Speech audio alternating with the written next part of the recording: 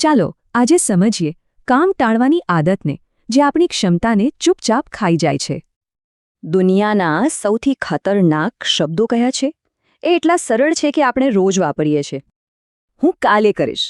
સાંભળવામાં તો સાવ સામાન્ય લાગે, પણ આ જ એક ખતરનાક આદતનો પાયો છે. એને મીઠું ઝેર કેમ કહેવાય છે?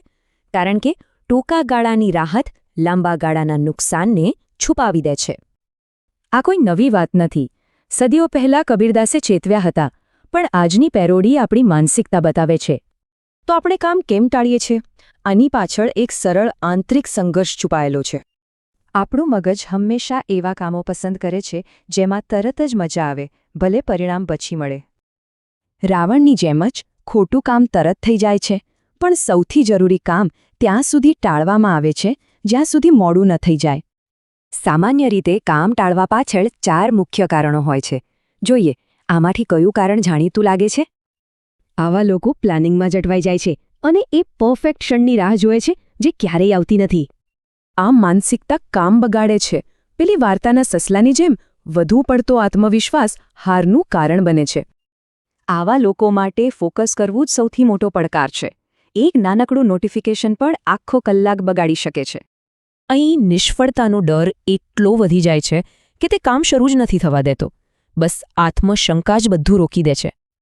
પણ એક વાત યાદ રાખવા જેવી છે, ઇતિહાસની મોટા ભાગની સફળતાઓ વારંવારની નિષ્ફળતાઓ પછી જ મળી છે.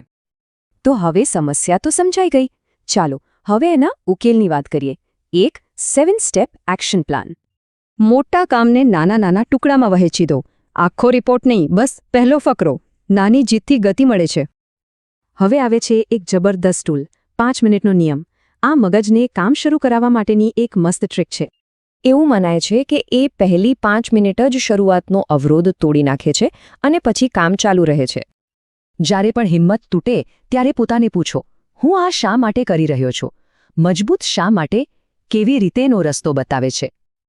આની સાથે વિક્ષેપો દૂર કરો, પોતાની ડેડલાઇન બનાવો અને પરફેક્શન નહીં, પ્રગતિ પર ધ્યાન આપો.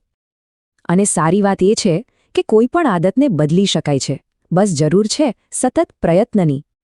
સૌથી મોટો અફસોસ નિષ્ફળતાનો નથી, પણ એ ક્ષમતાનો છે જે ક્યારેય અજમાવવામાં જ નથી આવી. તો કામ ટાળવાની આદતને હરાવવાનો એક જ ઉપાય છે.